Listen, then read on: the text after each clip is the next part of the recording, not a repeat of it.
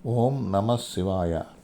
మామూలుగా గింజలు భూమి మీద వేస్తే మొలకెత్తుతాయి, కానీ ఆ గింజలను పిండి చేసి భూమి మీద వేస్తే మరి మొలకెత్తవు.